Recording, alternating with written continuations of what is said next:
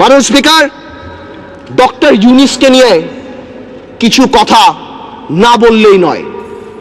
মাননীয় speaker, I will not go into the details of the law. তবে অনেকেই বলে যে ল ইজ ইকুয়াল।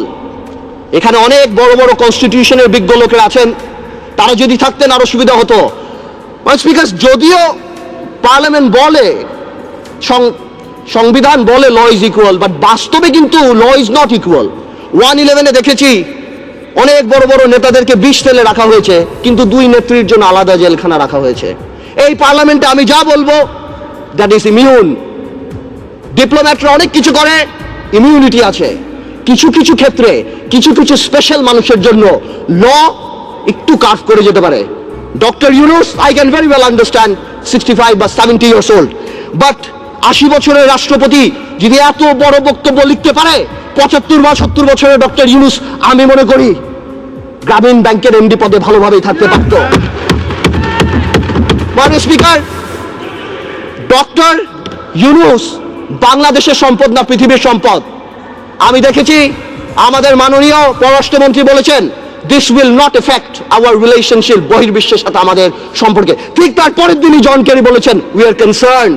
23 জন কংগ্রেসম্যান বলেছেন উই আর কনসার্নড। বহির্বিশ্ব ফোন উঠে ঝগড়া করবে না, এটা তাদের diplomatic language, that we are concerned, we are looking into the matter. Doctor Yunus আমাদের মতো না। আমার ফোনে সবচেয়ে বড় ভিআইপি ফোন করে জয়নাল আবেদিন ফারুক সাহেব, আর ডক্টর ইউনূসের ফোনে ফোন করে হিলারি ক্লিন্টন। মনে রাখতে হবে সে কোথায় উঠে গিয়েছেন। ডক্টর ইউনূসের এই ব্যাপারটা অ্যামিকেবলি সেটেল করা যেত। আই হ্যাভ উইটনেসড ইট। আমি নিজেও দেখেছি বিবিসিতে হোয়াইট হাউস স্পোকসম্যান বলছে we are deeply concerned, this is Yunus allergy.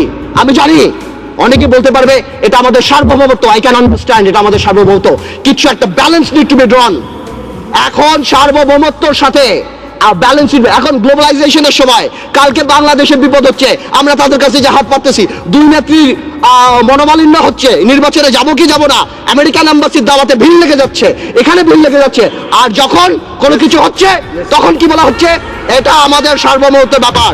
এটা সার্বভৌমত্ব ব্যাপার না, এটা পার্সোনাল ভেন্ডাটার ব্যাপার।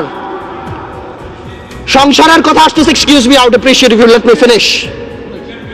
Yes, please, uninterruptedly. Thank you. Understand it? Yes, you should go ahead. আমি আরেকটা কথা বলতে চাই। সন্ত্রাসের কথা আপনি বলেন, একটা চেইন অফ কমান্ড থাকতে হবে। যেই দেশের স্বরাষ্ট্র প্রতিমন্ত্রী শাহরুখ খানের কনসার্টে যে মাটিতে বসে, এই দেশে কি হতে পারে? মান ইজ্জত কোথায় যায় আমাদের? A মন্ত্রী is not a person. A মন্ত্রী holds the flag. সেই মন্ত্রী আমাদের, সেইখানে স্বরাষ্ট্রমন্ত্রী যেই কাজ করে, এই দেশে এগুলি হতেই পারে। মাননীয় স্পিকার, অনেক কথা বলে অনেক কিছু শেষ করা যাবে না। তবে আমি এতটুকু বলতে চাই ডেমোক্রেসির সাথে গুড গভর্নেন্স থাকতে হবে, মোরালিটি থাকতে হবে। আপনি কল্পনা করতে পারেন মাননীয় স্পিকার, একজন অ্যাটর্নি জেনারেল ওই পদে বহাল থাকে, কিভাবে সে বসে বলে কে নোবেল প্রাইজ পাওয়া উচিত, কে নোবেল প্রাইজ পাওয়া উচিত না। এটা অসম্ভব।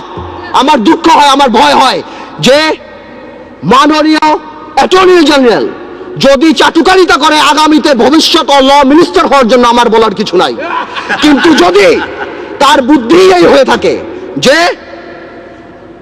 সন্তু লারমার প্রধানমন্ত্রী, হ্যাঁ কে পাক না পাক that is not our concern, কিন্তু ফোরামটাকে ডক্টর ইউনূসের পাওয়া উচিত ছিল না, এই বুদ্ধি যদি অ্যাটর্নি জেনারেলের হয়ে থাকে, তাহলে আমি শঙ্কিত যে বাংলাদেশের জুডিশিয়ারি কোন দিকে যাচ্ছে। মাননীয় স্পিকার, আমাদের সবার কিছু কিছু ব্যাপারে একটা ন্যাশনাল কনসেনসাস হওয়া উচিত।